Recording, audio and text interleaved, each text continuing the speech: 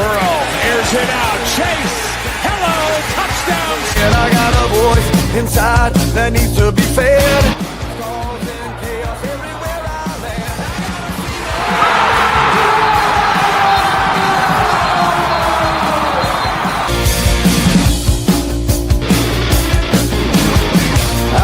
Are two of the best historically, just not thus far. Against these receivers. Making adjustments again, and there is Smith rolling free, breaks a tackle. Ohio State strikes quickly. What's up, everybody, and welcome back to Ohio Sports Talk. I am your host, Doug. That's my guy, Jordan Maxson. Jordan, how the hell are you doing tonight, buddy? Doing excellent, Doug. Busy weekend in sports. A lot, with Ohio being a little bit of the epicenter of a couple of national things. So definitely rocking and rolling here. How are things in your neck of the woods? Doing good, man. Doing good. Staying busy. This week, busy weekend with kids, with basketball, everything going on. A lot of basketball we watched this weekend. There's the All-Star weekend. There's, hockey's going on. The Tee Higgins news came out today, Jordan, and we'll touch on that. A lot of news and notes to touch on. So it's going to be a fun episode, man. Just staying busy, enjoying all these sports, man. Ohio getting a lot done this weekend. So, guys, want a quick shout out to last Thursday. Great episode. Thank you to everybody who tuned in and watched. We're going to keep that momentum going tonight. Jordan, let's start off. It's the SNL 50 years. There's been a lot of great moments to come out of SNL over the years. Do you have maybe like a favorite guest host? Do you have like maybe a skit that comes to mind? What are your thoughts on the SNL 50? It was extremely entertaining last night. You had legends. You had Paul McCartney wrapping it up there at the end. Will Ferrell and Adam Sandler would be kind of our generation. Yeah. When we used to stay up over at your crib when your parents used to let us crash there Saturday nights way too late. Right. But I'd have to say, probably the Boy Scout skits for Adam Sandler. When him and Alec Baldwin, being the inappropriate or overbearing. Those always are pretty funny to me. But those are great skits, man. Those are great skits. Anything Will Ferrell, when he's in a hot tub or just using his body language, just over the top, making everybody break character, punishing young Jimmy Fallon back then, right, before the Tonight Show. So, I mean, you could go on and on. Is there a specific thing that catches your eye? I always really, really enjoyed, and Will Ferrell, obviously, because we grew up in that time period, and he was one of the most popular comedians at the time. I always really enjoyed their Jeopardy skits, where he was Alex Trebek, and they'd have on all these different characters. His back and forth with Sean Connery, all the jokes that came from that. Just there's so much funny stuff that's come from SNL. And then more recently, Jordan, I've really enjoyed the Nate Bargatze episodes where he's come on and been the guest host, where he's done the George Washington skits that have gained, huge popularity over the last, couple months. I thought his delivery is that dry, funny sense of humor that he has, so Will Ferrell, and then more modern, Nate Bargatze, I've really enjoyed his brand of comedy. So that's where I've leaned in these recent, over the years. But, SNL 50 years, it's an incredible run. It's had some highs, it's had some lows. There's been some great musical acts out of there. I don't watch it as much anymore, but I'll watch a clip here and there on, YouTube, TikTok, Instagram, somewhere like that. So still fun. There's always some gold that comes out of there every now and then, but, shout out to SNL. 50 years, Jordan. Incredible. Shout out to Lil Wayne being kind of the rapper that we grew up in, that had the hot albums, had the second to last performance. So it was cool to see him go through the early to mid 2000s hits. He really took us through the Carter 1 through 3. So really entertaining for our generation. So. Definitely. Jordan, we've got big news out for your Cincinnati Bengals. Tee Higgins has been officially hit with the franchise tag for the second year in a row, Jordan. $26.17 million for this year guaranteed. Initial thoughts, Jordan, when you got the news. How did you feel about the Tee Higgins contract situation? Doug, like it's good. Doesn't look like it's a good reaction. What is the definition of insanity? We trying the same thing again and expecting a different over and over and over again. Yes. Over and over again.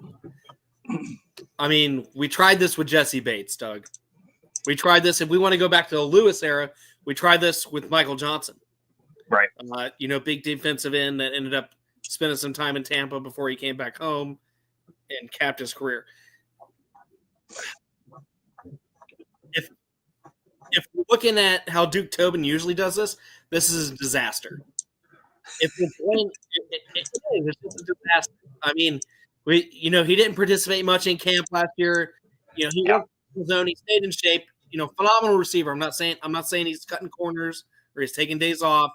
But if you don't have to be with the team because you're on a 1-year deal, I respect the business side. So I'm never going to tarnish any player that's going to take a stand up for his camp.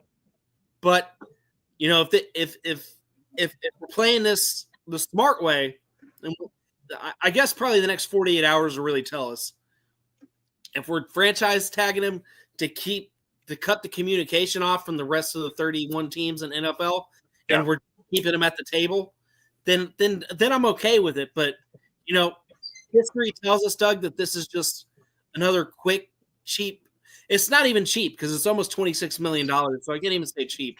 It's just a quick knee-jerk reaction to a franchise that just can't get it really done at the negotiating table. So that's I could sit here and rant all day about it, but I'm going to cut it short. I'm going to say that this is not a good sign. History tells us the Cincinnati Bengals is not a good sign. And then let's chime in real quick here with Mama Higgins. She tweeted out "selfish bastards" after the news broke. Interesting from his mom, who has been very outspoken on Twitter. Any quick thoughts on that situation? Because Mama Higgins is always on the Twitter machine. That's new. I did not see that. That's new news to me. No disrespect to Miss Higgins. Selfish is in probably not letting him test the market because this keeps the 31 other teams off the table. So and there's tampering, but it really it keeps the table short. They want a round table with just Higgins agent, Mike Brown, and or Duke Tobin and Katie Blackburn. Then that's the table they want to keep it at. So it went from a stretched out table to a limited table. So let me ask you this. You're paying $26 million this year with a little change on it. Obviously, in my opinion, this is set up for more negotiations and potentially a trade here. But if you can't get to that correct number, we've heard throughout the offseason that the number is $30 million. He wants to play for $30 million a year. What are your thoughts on Tee Higgins for $30 million a year for maybe the next 3-4 years? Are you good with that number?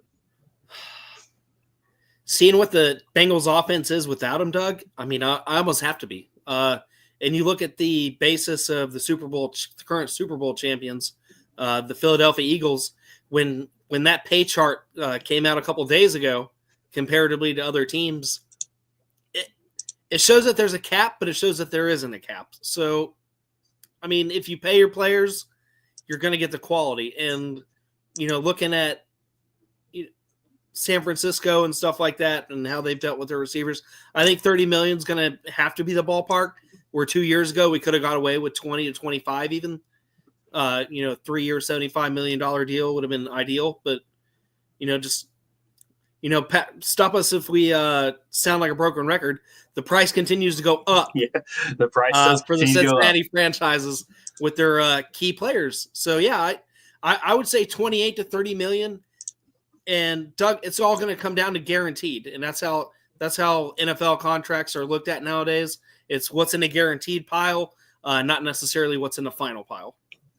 Yep, no, that's a good point. So, in my opinion, I think this isn't the end of the world. I've seen it on both ends from the Bengals fans today. People, thinking this is setting up for them to be able to trade him to who they want, setting up for them to potentially continue negotiations with just, the Bengals and T, like you said. Interesting stuff. The tweet from his mom, I would not say is ideal for the Bengals going forward, but it's going to be very interesting what plays out in this situation. Tee Higgins, who is a phenomenal receiver, has some health issues, here and there, gets a little nicked up, but a guy who, when he's on the field, is a massive threat. And a guy who Joe Burrow has gone on record, pounding the table almost and wanting the Bengals to re-sign. Interesting stuff happening here in Cincinnati. Big news today with the Bengals giving out the franchise tag to Tee Higgins. Jordan, let's keep it pushing forward. The All-Star game was this weekend. Jordan, you know what? Let me start off by asking you this.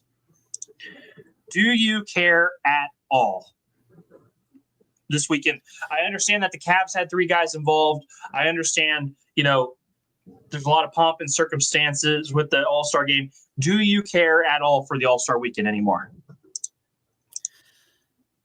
I care for the weekend.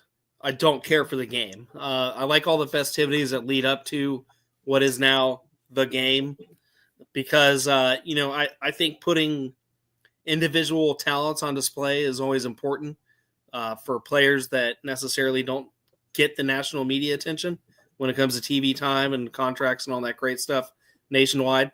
So I always love the slam dunk contest. I always love the skills challenge, the 3-point challenge, things of that nature, whether my players are involved or not, because it highlights young talent.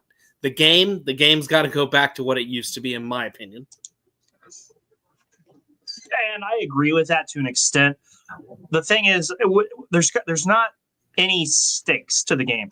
Nobody goes out there and puts out their best effort. Nobody wants to get hurt. Nobody wants to go, do anything crazy. There was some defense in the new format, and I didn't like the new format. I thought it was congested. Jordan, if you look at the timesheet for Sunday night, it's not pretty. 42 minutes of actual basketball were played on Sunday night in a 3-hour All-Star festivity game. So there was the intro with ads that took 30 minutes, Jordan. There was pregame talk for 10 minutes. Game 1, 12 minutes of basketball. Then there was the Mr. Beast challenge for 5 minutes. Game 2, 16 minutes of basketball. Musical performance inside the NBA tribute. Game 3, 14 minutes of actual basketball. And then, post-game, analyzing the game, stuff like that, 22 minutes. In total, there was 80 minutes of ads in that All-Star game. I mean, it's just a monstrosity at this point, Jordan. It's killing any product of basketball that is even enjoyable at this point. I think they've gone so far beyond what anybody wants to watch, anybody wants to see. Quick shout out, Steph Curry got the All-Star Game MVP. Good for him in his home arena. I thought the slam dunk contest was pretty fun. Mac McClung is a fun dunker at his size. I thought overall, Stephon Castle from the Spurs had a good showing. But, it's not the superstars. It's not the guys that you pay the money for the tickets to see. And I know it's been a long time since we've really had that. But, we're missing the elites of the elites doing the contests. And I think that hurts. Let's talk about the skills competition real quick, where the Cavs came out on top. You're in a skills competition, and Wemby and Chris Paul just start throwing the balls at the hoop. They're not even trying to, they're just trying to get the quickest time. It just is so unserious that it just hurts the product, in my opinion. It would almost be better, like Kevin Durant was tweeting about today, not having an All-Star game. Just recognize the 24 best guys. Hey, right. You guys are all-stars. And like Rudy just said, you're losing the essence. The essence is gone, in my opinion, Rudy. The essence is completely gone at this point. There's nothing, in my opinion, that makes the All-Star game redeemable. Yeah, there's some small, Mac McClung had some good dunks in there. There's small little nuggets that if you watch over a 3-day weekend, sure, there's some good stuff in there, but that's a lot of time and a lot of content over 3 days for short little nuggets that you can find entertaining and enjoy. So, overall, I would almost rather at this point, 24 guys, name them and say, hey, Rudy, go back to East versus West. I think that's coming quickly. Rudy, I got a quick suggestion for you, but at the very end here. If you're not going to take the game serious, Jordan, if you're not going to make it mean something and have stakes or anything like that, I think we name the 24 All-Stars, 12 guys on each team, and we just give them an award, give these guys a week off, recharge the batteries, and come back ready to go. Unless, Jordan, and I think this would be very exciting, and we're going to talk about something similar later. The way that hockey's used the Four Nations, the tournament they're doing right now, I would like to see the United States best team versus the international best team in terms of all-stars. The international game has turned into, the international stars have turned into dominant, fantastic basketball players. Yeah. Giannis, Jokic, Luka, the name goes on and on. Could you imagine watching those guys line up against, LeBron, Curry, Durant, all those, the names alone on both sides would be a really phenomenal basketball game, in my opinion, if taken seriously, Jordan. That's the problem, though. Would they take it serious? Would they want to play? I think if you made the stakes like that, where it's international pride, yeah, and you see it in the Olympics and you see it in the FIBA games. But those guys aren't soft. They're actually playing. We've got to find a way to make it a legitimate game. Well, let me ask you this: Would it almost? I know it's like the halfway point, but if we want to go that far, to me, it would have to be like maybe post NBA Finals.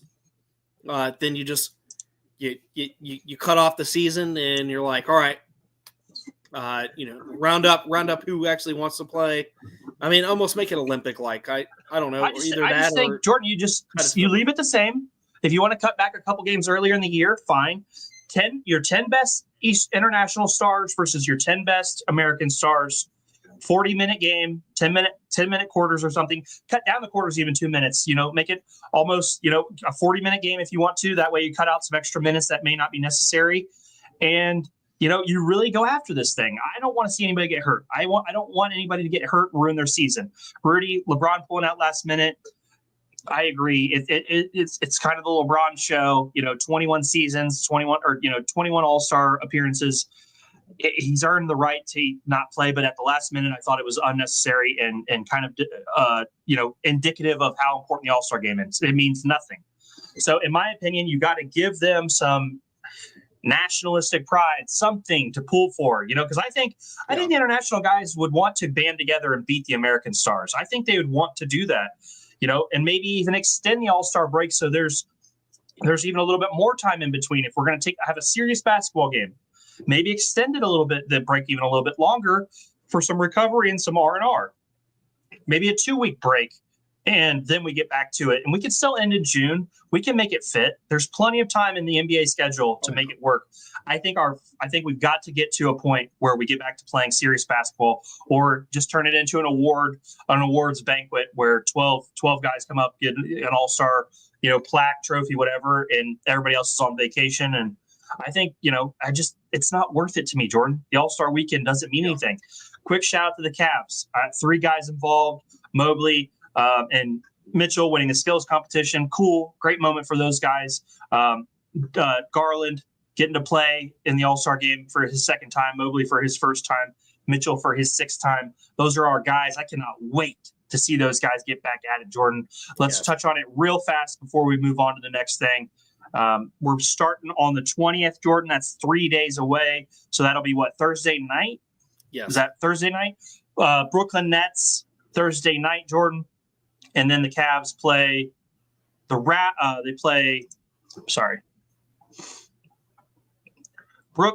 at Brooklyn. Then we've got New York on Friday night on ESPN. Then we got Memphis on Sunday night on ESPN. And, 3 nice, Brooklyn should be an easy win, but then we get the measuring stick against the Knicks. Hey, we're continuing to be one of the best teams in the East. Let's see how we play against those guys with them coming in, or with us, with them coming into Cleveland, and then Memphis coming into Cleveland on Sunday. 3 good games this week. We'll talk more about those on Thursday. Jordan, any final thoughts on the All-Star game? No, I think you summed it up perfectly. I'm not going to beat a dead horse. We both share. Play harder. I wish, it's how I'd like to be competitive. I just want to see these guys, the best in the world. I want to see them play against each other and push each other.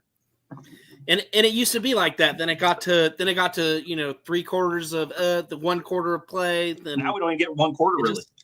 It's declined rapidly. It just declined rapidly. I mean, like I said, I remember Shaq trying to take threes in the first 2 quarters, like 10, 15 years ago. So it just, at least that was entertaining, it's lost all entertainment value. It's become too commercialized. Like you said, I mean, you broke it down. Mr. Beast competition, this, that. I mean, I like that. At least a kid won $1,000 or $100,000.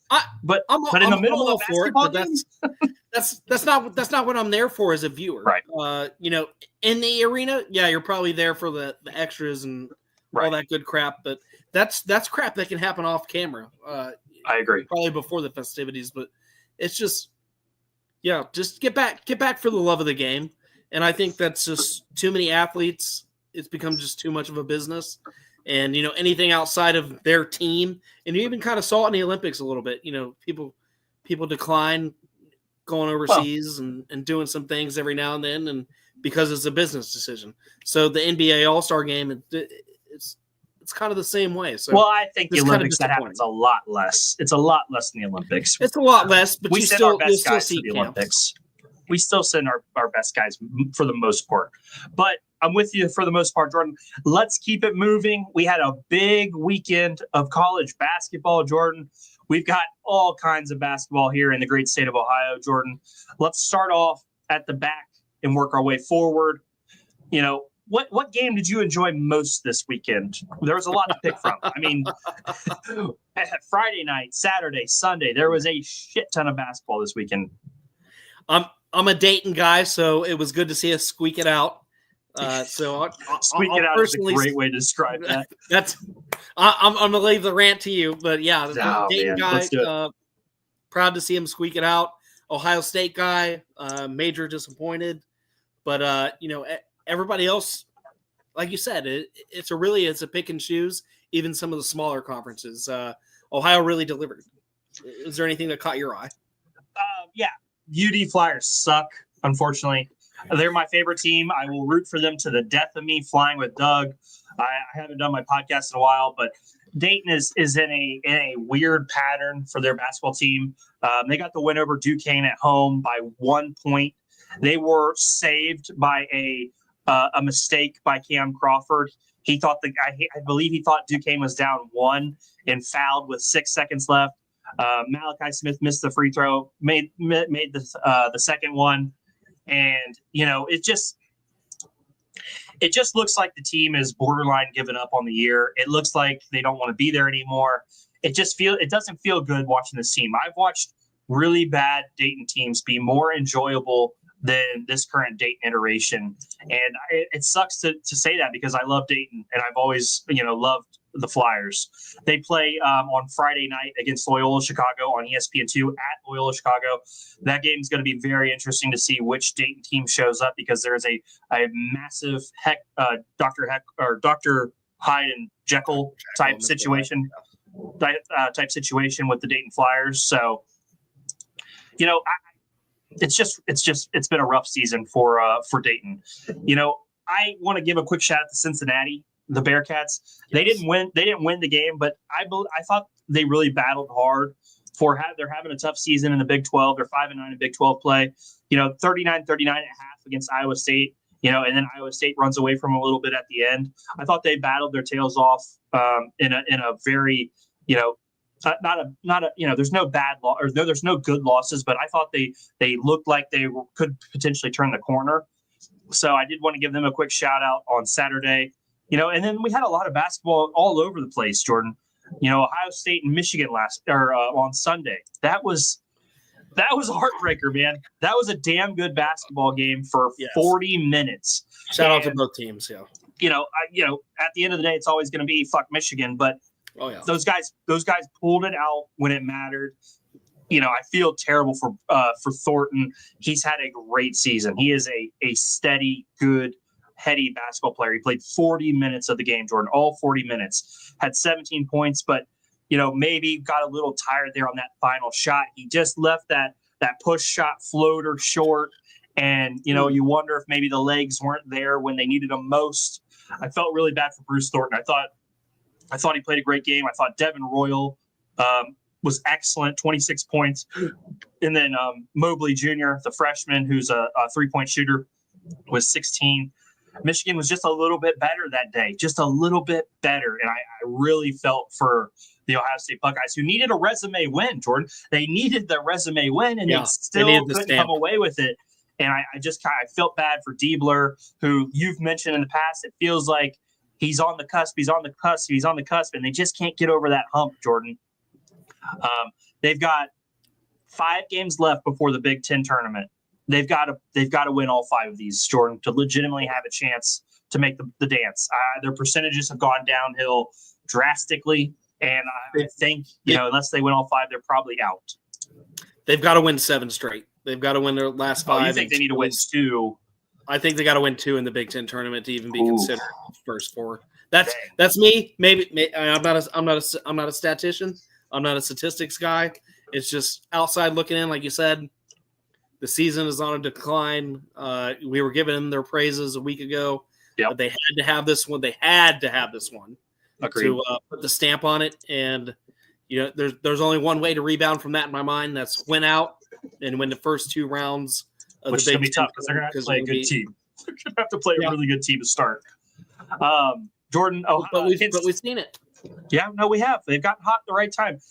Jordan, Friday night also, Kent State beats Ohio by 1 in a really good game. Medley, the guard for Kent State, had 24 in a really barn burner there in the second half.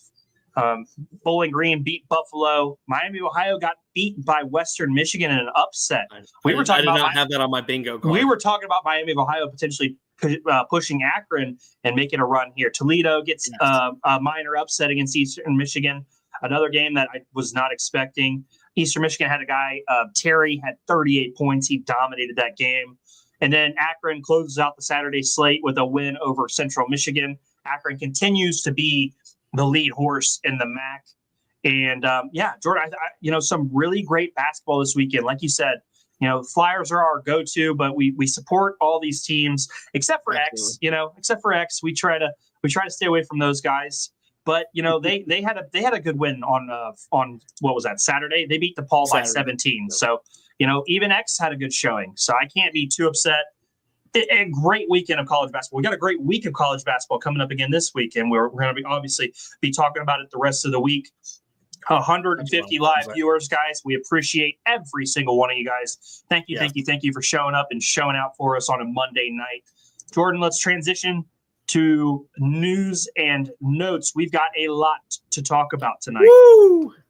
Let me move us in a little bit. See if I can. Nope. Whoa. A little too close there. Sorry, guys. First things first, Jordan. The Cleveland Rockers are back. We are getting a WNBA team. We are officially back into the WNBA. 2028 sounds like when the Rockers are going to be back. What are your thoughts, Jordan, on the Cleveland Rockers and the WNBA, which, in my opinion, this is a good time to get back into the WNBA. The popularity is on the rise. Caitlin Clark, Angel Reese, all these good women's players, popular women's players, bringing the game back. How do you feel about the Rockers coming back? I feel good. Like you said, the WNBA is on the rise. Women's college sports in general on the rise. Women NCAA basketball.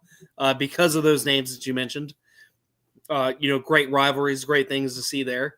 So why not continue it? Let's try to continue the momentum. And right here in Cleveland, where the men's side, the Cleveland Cavaliers are currently on the rise with some guys that'll still be under contract at that time. So, Doug, I'm happy with it.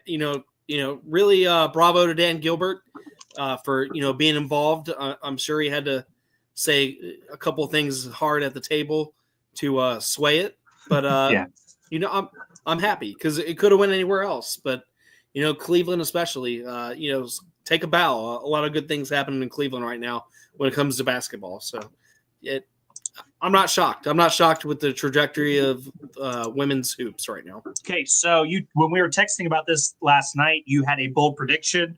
Do you want to go ahead and get a little wild here about the 2028 season, Jordan? I mean, it's a statistic. It's a lot that I've seen going around. Caitlin Clark will be a free agent at that time, ending her rookie contract. So it would be cool. It'd be a little bit of a pipe dream that you're bringing Caitlin Clark to. If Dan Gilbert was super serious, about making the Rockers a legitimate team in the WNBA, he would go all in on Caitlin Clark and pay her the most money he ever paid to a female athlete in the WNBA. And I think that'd be super cool. I mean, 2028, we've got 3 years until then. I was looking at mock drafts, trying to figure out how the Rockers going to be competitive. I'm excited, dude, because, I got a Caitlin Clark jersey right here. I am legitimately a fan. She has made the WNBA really enjoyable. I was also watching the WNBA before she came back. I've enjoyed the women's basketball game. I think it has taken leaps and bounds in terms of the competitiveness, in terms of the skill. Yeah, if you're expecting to see, athletic, crazy dunks, then don't watch the game. Don't watch it. There are solid fundamentals. There's good shot making. There's good shot taking. And the game is only getting better. I personally am excited about there being a WNBA team in Ohio again. And I hope that they take it serious. I hope that they're all in. And I believe that they will be. I believe they want to win. The Gilberts, that is. I believe they want to win at everything. And I think the Cavs are a good indication of that. So very excited about the Rockers. Can't wait to get them on the court. Jordan, next thing on our news and notes, a little boxing news, Jordan. Abdullah Mason, also known as Sugar Abdul Mason, is an American boxer, competes in the lightweight division. He is from Bedford, Ohio. He's 20 years old, Jordan. Fights in the lightweight division. He is a southpaw. He is 17-0, 15 wins by KO. He had a big win over the weekend against Manuel James by TKO in the 4th round at the theater at Madison Square Garden. 17-0, Jordan. I wanted to give him a shout out because, dude, there's some cupcakes in boxing. They give you a couple wins here and there, but impressive as hell to win all those fights by TKO, by KO, an impressive up and coming fighter from Ohio. And I wanted to give him a quick shout out, Jordan. We don't get to talk a lot of combat sports. I'm hoping we can, start to get a little bit more into it as we go along. Next month, the UFC has a big pay-per-view. We're going to talk about it a little bit. But, quick shout out to Abdullah Mason getting the big TKO win over this weekend. Any thoughts on combat sports, boxing, anything like that? No, I think you hit the nail on the head. Very young guy. 20 years old. I know, 20 years old and already, mounting these wins. Definitely something to keep your eye on. And, that the money's in boxing, but we'll see if it translates. Maybe he'll find his way in the UFC one day. So a lot of time there to transition. You see the communication between both sports. It's kind of at an all-time high. Some of it's a cash grab. Some of it's legit. So definitely something to keep your eye on. And especially, being young, maybe we'll see him in the next Olympic Games in boxing. So, yep, excellent stuff there. Jordan, let's talk a little of the United Four. Let's talk a little hockey. We don't talk a lot of hockey here, Jordan. So, we are, we're not good at skating. There are some places in Ohio where hockey is prevalent. Here, it is not as much. What are your thoughts on the round robin hockey tournament going on right now? I think it's been a lot of fun. It's gotten a lot of notoriety. How are you feeling about it so far? Just seeing some young guys go out and compete. This has been entertaining. I love the fact that I think there were 3 fights in the first 9 seconds or something. Yeah. It was an insane statistic. Yeah, you're talking about USA, Canada. Yes, I loved it. Loved the competitiveness. We covered the Olympics really hard last summer, so a little bit of American pride, carried over to this. So. The Four Nations FACEOFF is the official name. I love it. Jordan, let's just come out and talk about it because it was an interesting moment. I think it's a fun moment. I don't think it's like, obviously there's a political side to everything, but Canada comes out, they boo the national anthem, and in the first couple of minutes, there's 3 fights. Yes. And the United States is amped up, they're ready to go. They beat Canada 3-1, put it on Canada in that game. Impressive win by Team USA. I thought that was great. Look, I like the look, obviously there's deeper meanings to some of this, but I like the rivalry, the friendly rivalry, I want to beat this country's team. I want to beat I like that stuff. I think that's fun. I think that's what's special about the Olympics and competitions like the Olympics. So I've really enjoyed this, and I've really enjoyed the aspect of, the fans kind of going at it also. So I thought that was really special. Obviously the political side, I don't give a shit about, screw that. But the hockey has been high level. The hockey has been high level. Canada bounces back today, and they beat Finland 5-3. The USA is actually losing to Sweden 2-1 right now in the second period. Hopefully, the USA can get back into it and compete and get a win here and continue their dominance over the Four Nations Face-Off. Any other thoughts on the Four Nations Face-Off? 180 live viewers. Thank you, guys. Thank you. Any last thoughts on the United Nations Face-Off? Sorry. I loved it, and I look at it like I didn't take that personally, and we'll keep all that crap out. The integrity of the sport, like you said, we're seeing some clean play, like aggressive, clean, good play. Yeah, and great competitive level, and that's what it's all fucking about. And hats off to the athletes for keeping it on the ice. I loved every minute of it. I love that. I love the fans going at it. That's why you go to games, Doug. You go to games to hassle the other fan. You go to games to hassle the other team. It doesn't matter what the stage is. So I'm happy to see it. Love to see it, and we'll be reporting it on Thursday on how everything plays out. Well, Thursday, Jordan, USA, Canada, Part 2. I believe this might be the championship, Jordan. Again, we are not hockey guys. We get into it when there's story and there's something behind it. And I believe USA and Canada are going at it for the Four Nations Face-Off Championship on Thursday night. That might be why Team USA could be taking a little easy tonight against Sweden. I'm sure they'll be ready for Thursday night in the championship. Hopefully we get a little bit more fireworks on that game. We'll talk about it Thursday night, Jordan. Last thing I wanted to touch on before we get out of here, buddy. The Reds have the first full squad practice today. It's getting closer, Jordan. It's getting closer and closer and closer to baseball season. How are you feeling right now? Doug, some of the reports that I read today saying that Terry Francona gave the speech of his life. There are people that, and I know you can take that with a grain of salt. No, I believe it because funny story, Jordan. I'm glad you brought that up. Brent Suter, I believe, reported it. Same report. I think I saw that also. Terry Francona delivered the best preseason best speech they've ever heard, and I commented on there. I said, "Okay, I'm in," and I set my bet in for the Reds to make the playoffs. I posted it, and like 3 or 4 other guys posted their bet too. So we had some fun with that in the comments. But keep going, Jordan, because the energy that Terry Francona has given us is incredible. Yes, I think it's a calm before the storm, brother. Like this is, this is what it's all about. This is why, and I echoed this when we signed him. You don't come out of retirement just to coach. Right. You come out of retirement to fucking win. Yeah. And I feel that now. I feel that have we got the caliber of players that I wanted?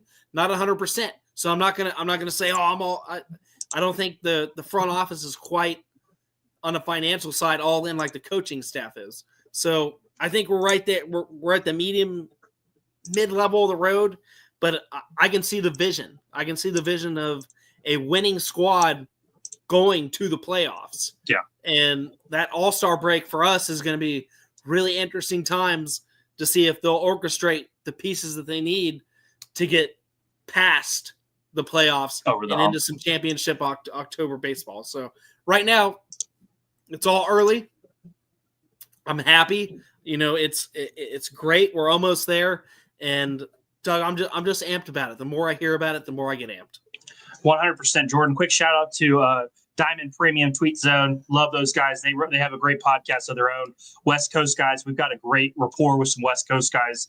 Yes. Rudy, Darren, Tyler, all those West Coast guys. We love you guys. Appreciate all you guys do for us. Jordan, again, super excited about the Reds. We've got some interesting stuff lined up, hopefully with the Reds coming up. A lot of potential for growth in that situation, in those areas. So behind the scenes things getting worked on in terms of that. I'm excited for baseball, man. This is the most excited I've been for baseball in a long time. I cannot wait to get into baseball season, Jordan. Any last thoughts, any final thoughts, buddy, before we get out of here tonight? A loaded show. We talked a little SNL. We talked the Tee Higgins situation, All-Star weekend, college basketball the weekend that we had. Then we touched on news and notes. We had 4 great topics there. A lot of chatter tonight. How you feeling? What else you got before we hit the road? I'm feeling good. Just I know we touched on the combine and stuff like that, but the NFL wise, it's gonna be it's gonna hit the ground running when we see the results going to come out of Indianapolis.